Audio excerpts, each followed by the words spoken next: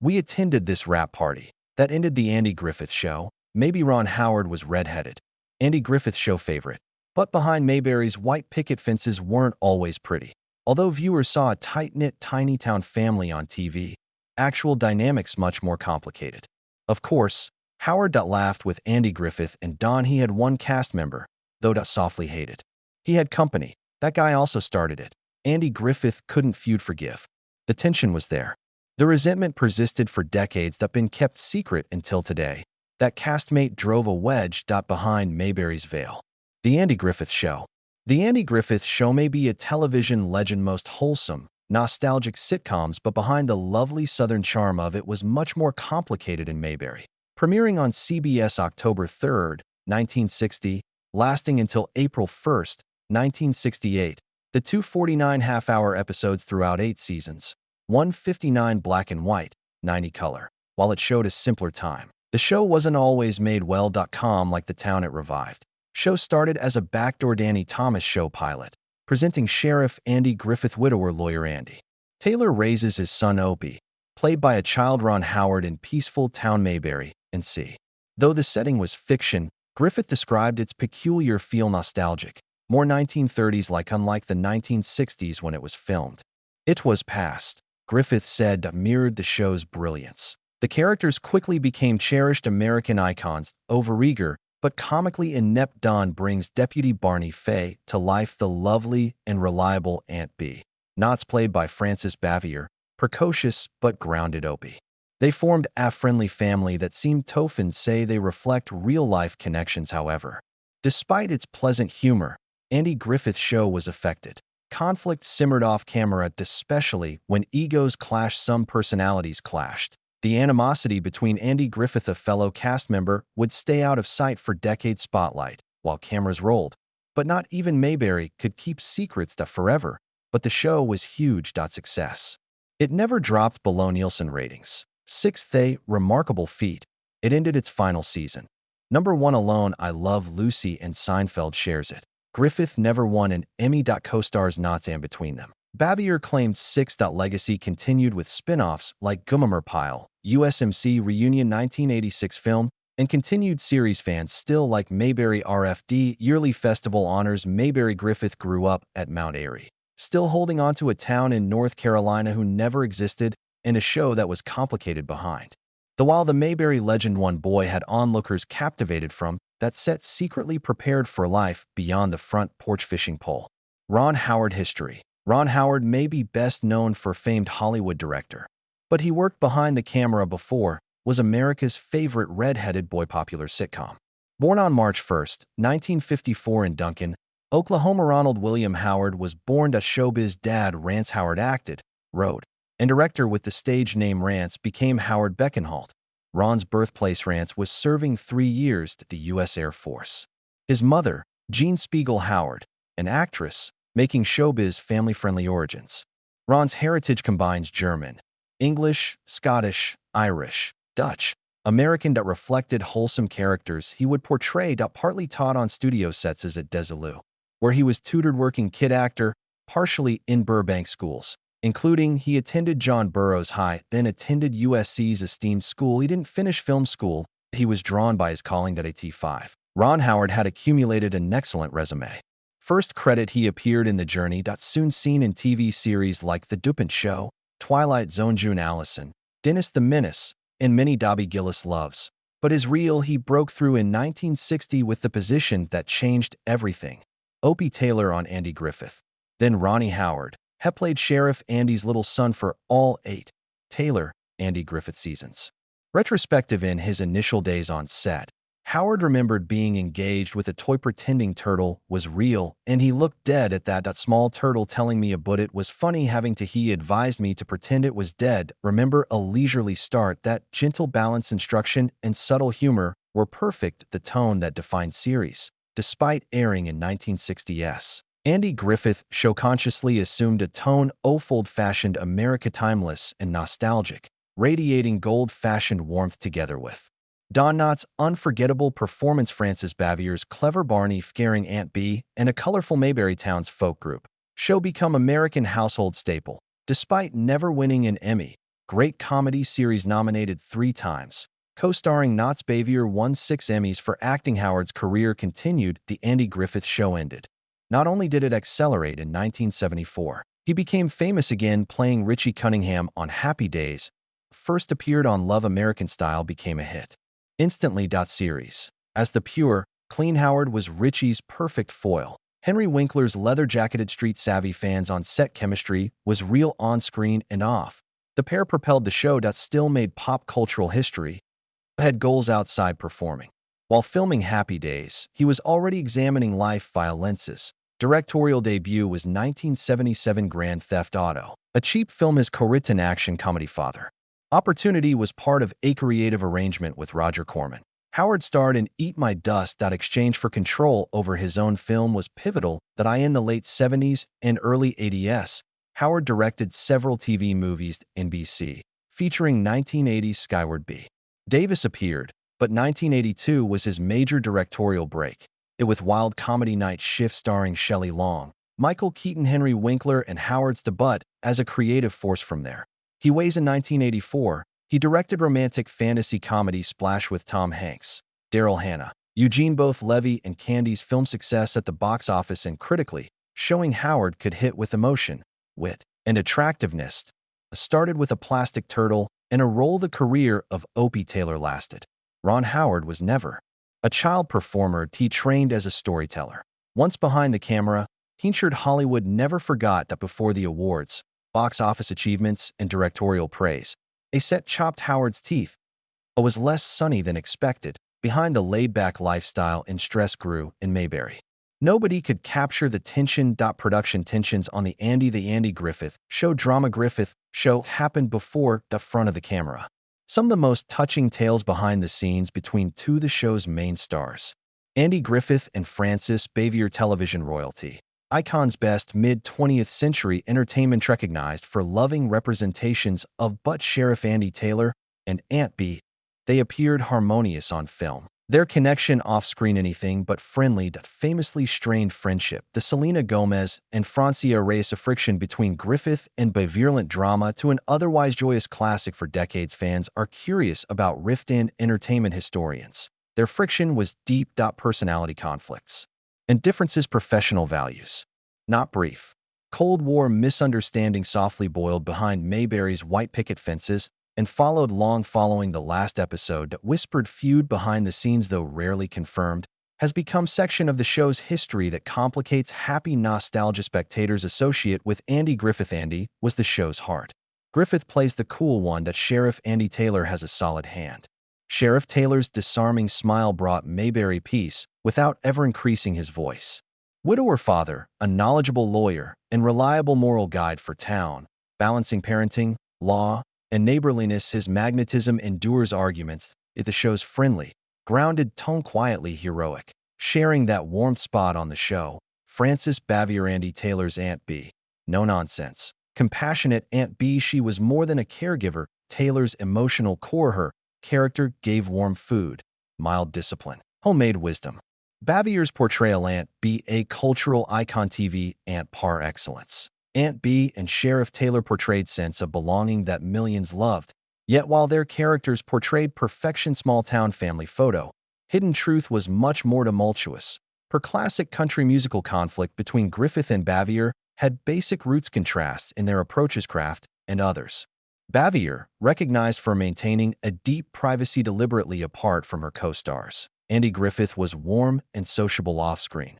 Bavier preferred. Some saw this as loneliness. However, it wasn't only her reservedness that prompted her. High standards caused conflict. She took her job seriously and expected from everyone around her. Ron Little. Opie Taylor actor Howard regularly discusses the good effect Griffith had on set. Ernest T. Bass, portrayed by Howard Morris, once directed numerous episodes, liked working with Bavier. Landmine navigation, a seemingly simple command, like tell her shift a couple inches for camera framing. She resisted strongly. Particular about her space presentation, and any objections wasn't welcome. Her accuracy, admirable, sometimes caused awkward confrontations with her colleagues. In an interview cited by Griffith, shared a cheat sheet, unforgettable and terrible attempt at he visited reconciliation once. Bavier unexpectedly at home. hoping fence mending backfired. Bavier fiercely guards her privacy, was upset by the surprise visit rather than mend old wounds through encounter strengthen them. Life has a way of breaking down walls that way to humble even the strongest hearts changed. Near Theet her death, Bavier fought a war that brought cancer reflecting. She took the phone Griffith after years. Tension, she ready to speak truthfully.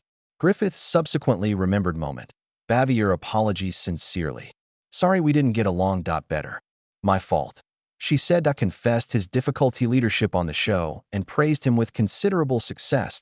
Tremendous gesture that finally put years of emotion to rest. In 1989, Frances Bavier died at 86. Raised in New York, her latter years were in North Carolina. Her character's place. Television's Aunt B retired from acting in 1972 and adopted peaceful life in small-town Siler City. She found calm and connection. Locals described her as quiet, but nice. Far from the misunderstood persona she held in Hollywood later life. Bavier struggled with significant illness, especially heart problems. She spent her last days in medical care Chatham Hospital. 1 week before her passing, she was released. Cardiac unit, despite her condition fragile. While official death cause was never disclosed. Confirmed, many think it was because her cardiac difficulties persist. Final chapter, she maintained dignity and reserve that defined her life and work. Andy Griffith lived to 86. Per CNN Entertainment, he died quietly at his Roanoke Island residence, North Carolina, early Tuesday morning. The disease that caused his death was unknown, but passing was a global loss. Griffith's family entertained statement indicating he had buried in his beloved Roanoke Island sanctuary, and where the death of both stars ended an era. Yet it also reminded fans of the deeper television's hidden stories polished surface. Although Andy Griffith and Frances Bavier spent years after years of conflict, they found final reconciliation. Grace was not about right or wrong, about two artists acknowledging humanism in each other and choosing let go. Their legacy is talent, heart, and eventually forgiveness. While Andy Griffith's show ended in Ron Howard's Searly life, another tale, a quiet match heaven made loved. It rarely makes headlines. It doesn't yell or demand a spotlight. It endures quietly. Steadily, decade after decade. Love story of Ron and Cheryl Howard. Hollywood has plenty of whirlwinds. Public heartbreaks, romance headline-grabbing flings. Amid the din, Ron and Cheryl built something unusual and real. Their 50th anniversary was June 7, 2025. 50 years of marriage, developing, envisioning, building, and choosing. Ron marked daily. Golden anniversary, with photo standing on the beach at sunset. No red or big production. Carpet. Simply Twilight's warmth to folks who've spent most of their lives aligned. Glad for family. Memories. Their love. Their adventure river rides in calm waters, difficult rapids. He recognized their success. They kept a simple secret. They paddled at 16.2 California teens met. Great dreams and brilliant eyes. Her famous red hair, freckles. Quiet strength and the kind his presence is always remembered. That nobody else existed. Their first date, it was classic in 1970s romance. Ron met Cheryl, his mint green VW Beetle, took her to the theater, then grabbed pizza. The car was basic, but helped them. Years Ron would laugh and say, "I turns well. We agree." 5 years after that date, they stood in Burbank, California, and said, "I do." June 1975. The guests included family, friends, and some Happy Days co-stars, the late Tom Bosley. Ron had just launched the sitcom a year earlier. Life was fast, but he knew Cheryl his continuous, but she didn't say yes immediately. It took 3 suggestions. Cheryl, always mindfully, informed him she had things to do first. She desired school, life, and future she might form before tying Bryce, their daughter, would later regard her mother as a force natural woman who kept everyone grounded, including Ron.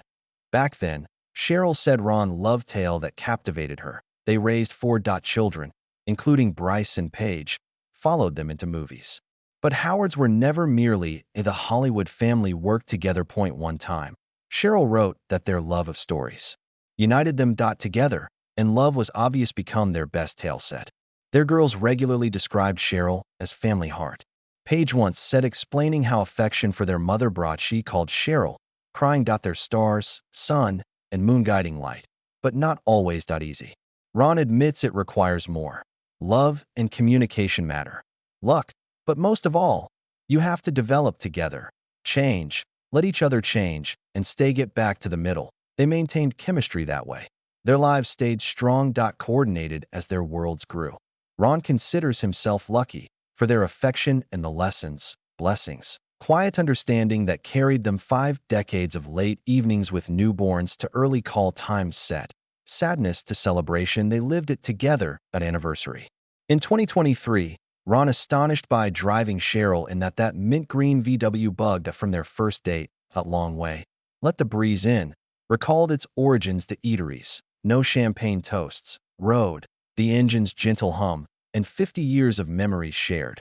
Hollywood overlooks tranquil moments. The patient adores, the kind built in reality, not fairy tales, good kitchens, minivans, and sleep nights. But Ron and Cheryl didn't forget. They lived and safeguarded it. Their love story isn't loud. It's unnecessary, stable, enduring. After 50 years, it's still improving. Ron Howard's scandals. Few actors have a lasting impact in behind and in front of the camera. Ron Howard is one of those who did it better than almost anyone else. He's in a small group club with celebrities like Clint Eastwood, Gerwig, Peele, but Bradley Cooper, George Clooney. Unlike most, Howard is more famous for directing movies than his acting roles began. Television in the 1960s and 70s is Tiny Opie. His face was everywhere. Andy Griffith Show, and later as Howard Richie Cunningham in Happy Days. One of America's most beloved children's stars. But that friendly face was someone watching, learning, preparing. He wanted more. In 1977, tried directing with a wild small film, Grand Theft Auto. Unrelated to the video game. It was fast, messy, and heartfelt. After that, Howard became a regular Hollywood name. But it wasn't his ascension overnight made him stumble. He directed occasionally throughout the 1980s. Splash, Tom's joyful romantic fantasy, Hanks, and Willow, daring adventurous story. They displayed his talent, but not everyone took him seriously. That didn't help much either. A couple of his movies landed flat, and some critics began to question if he'd ever deliver something fantastic. Then came the new millennium, and with it, How the Grinch Stole Christmas, and just a year later, Beautiful Mind. In this moment, everything changed. Beautiful Mind detailed John Nash's life, brilliant mathematician who fought mental disease. It was moving. Memorable films starred Russell Crowe, Jennifer Connelly, Ed Long with Harrison Plummer. Even before the Oscars, people felt Howard. It swept one Best Director and Film, one Best Picture, Best Supporting Actress, Best Adapted Screenplay. But not everyone was some angry clapping. Detailing Nash's life was left his duality, his outside child, his marriage, his non-support hat youngster disappeared. Critics said Howard for sugarcoating the truth. Admitted those components were removed, concentrate on the plot. But the reaction continued. Most bothered Howard wasn't he. It began with criticism that affect Nash personally. He claimed, who crossed Ron Howard? Really hate? Someone who spent nearly 7 decades in the spotlight. Ron Howard is famous for Hollywood's steadiest storm, director who speaks softly. Studios trust when they don't want. But even a man like such lines, he won't let others. In recent years, such clearer lines. Howard once best-selling memoir by J.D. Vance Hill's Billy Elegy became famous. Netflix flick. Howard's project that handled carefully, focusing on guts and fortitude in Vance politics didn't concern me then. Vance dominates talks. Wasn't even a senator. Politics fit Howard. Okay. He wasn't seeking wanted a policy partner. Narrative. However, Howard once attempted understand has changed. Vance is now a politician that may be approaching vice current rhetoric from the president a universe apart from the person Howard knew. The filmmaker made clear without ranch astonished and disappointed by Vance's transformation. Howard doesn't show his anger, never his style, but this, something broke that spent his career dodging. However, his recent tone carried not simply political weight. Change. It was intimate, like another life event decades ago when a nice co-star made life and wholesome set before Apollo 13 or Beautiful Mind. Ron Howard was an Andy Griffith child star show, America's favorite feel-good on-screen. It was folky charming. But behind the scenes, most Mayberry days weren't sunny. Fans thought the cast got along. They did well off camera. 2.1 actor. Young Ron hated scenes with Francis Aunt B. Bavier, was harsh, cold, and never treated him like the beloved child of America. The audience saw a caring aunt worrying over her nephew. Howard observed something stiff, difficult, and nearly impossible connect with decades later. Howard was asked about his showtime. Never said Aunt B was his fave. Howard was there then. Was a boy and didn't speak. He played Opie with his head down. He smiled through work. There were times that smile slips, like the pickle scandal story episode where Opie ate jars of Aunt B's notoriously bad unknown to audiences. Pickles. Ron abhorred pickles, devouring them repeatedly, suffering and working against in that scene. Bavier was emotional. Cherry on top. Tension remained buried for years and ignored, but those who know the cast behind curtain later confirmed. Howard and Bavier did not get along. She was cold, but never cruel, warm to him.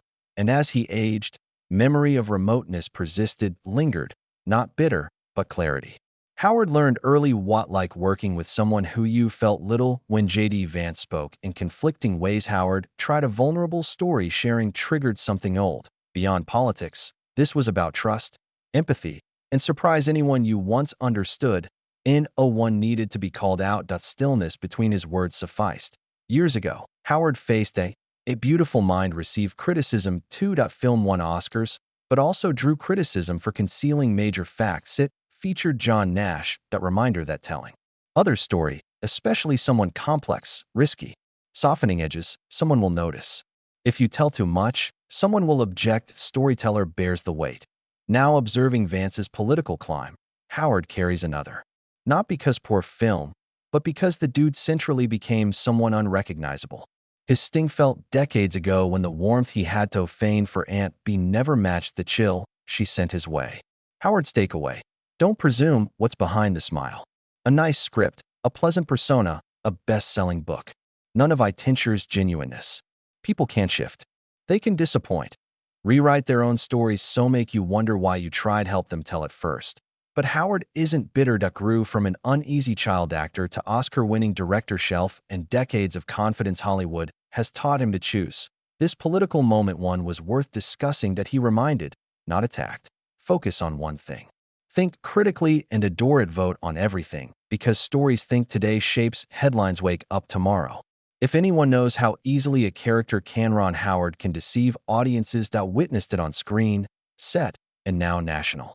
What Ron have you seen Howard's film? Comment below and like says MMA. Subscribe and click next. Your screen will show video. Like it.